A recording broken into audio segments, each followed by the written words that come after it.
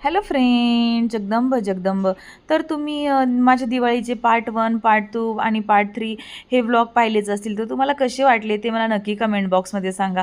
आता हा आहे दिवाळीचा पार्ट 4, भाऊबीज.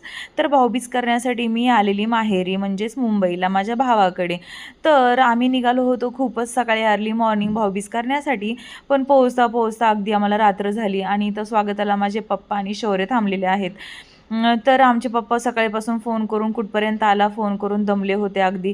आणि इथं आम्ही सोसायटीमध्ये आता एंट्री केलेली आहे आणि अशा प्रकारे ते फोन करून करून दमले होते, पण आम्हाला रात्र झाली. मग काय आहे त्या कपड्यांवरती जे हाताला लागीन ते कपडे घालून आम्ही अशा प्रकारे भाऊबीज सेलिब्रेशन केली. करण्याला महत्त्व असतं भाऊबीज. मग माझ्या वहिनीलाही जायचं होतं माहेरी, म्हणून मग आम्ही फटाफट भाऊबीजचा कार्यक्रम आटपून घेतला. आणि माझ्या इथं वहिनी, माझ्या मिस्टरांना बहीण नाही आहे, म्हणून दरवर्षी माझी वहिनीच त्यांचं औक्षण करते आणि त्या दोघांचं एकमेकांना गिफ्ट देणं घेणं हे चालूच असतं आणि त्यांना दोघांनाही खूप आनंद होतो. आणि अशा प्रकारे त्यांचाही प्रोग्राम होता. माझ्या भावाचंही मी औक्षण केलं, वडिलांचंही केलं आणि अन्वी तर आमच्या सासऱ्यांचं म्हणजे आमच्या अण्णांचं औक्षण करत आहे.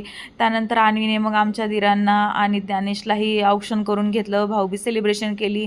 आणि इथेच असताना मग तिने तिच्या पप्पांनाही औक्षण करून भाऊबीज सेलिब्रेशन केलेली आणि असं सुंदर असं त्यांचं औक्षण झालं, छान असं त्यांचं सेलिब्रेशन झालं.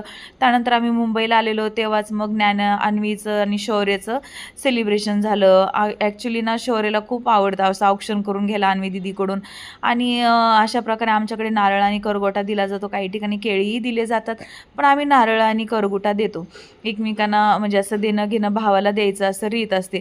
आणि आमच्या शौर्य दादाला खूप छान आमच्या आईबापाने वळण लावलेलं आहे.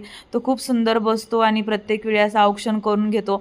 अगदी औक्षण करून घेण्याचंच नाही, तर इतर गोष्टींचे टापटीप राहण्याचं, नीटनेटकेपणा राहण्याचं आणि खूप सुंदर शाळेत जाण्याचं येण्याचं आमच्या आईपप्पांनी खूप त्याला छान वळण लावलेलं आहे. ते पाहून आम्हाला सर्वांना फार छान वाटतं. आणि अशा प्रकारे माझ्या भावाचं घर आहे ती सोसायटी, आता तिचं रिनोव्हेशन झालं आहे, कलरिंगचं वगैरे काम पूर्ण झालेलं आहे. बरीच वर्ष हे काम वगैरे चाललं आहे. ॲक्च्युली मुंबईला खूप जास्त पाऊस पडतो, मग बाहेरून सोसायट्या आता शेवाळल्यासारख्या दिसतात, आतून किती सुंदर असल्या तरी बाहेरून थोड्याशा खराब दिसतात.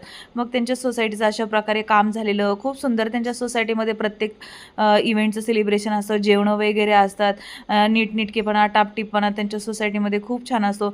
आता अन्वी 3 वर्षाची असल्यापासून आम्ही इथे येतो, त्याच्यामुळे अन्वीचे इथे खूप सारे फ्रेंड्स आहेत अगदी लहानपणापासूनचे. तर त्यांनाही खूप छान आनंद वाटला. ते दरवेळेस आमच्या पप्पांना विचारतात, अन्वी नहीं आई क्या, अन्वी नहीं आई क्या. इस बार अभी अन्वी आई तो खेलने में सब लोग बिझी है, तो इस प्रकार अशा प्रकारे आमचं झालं भाऊबीजेचं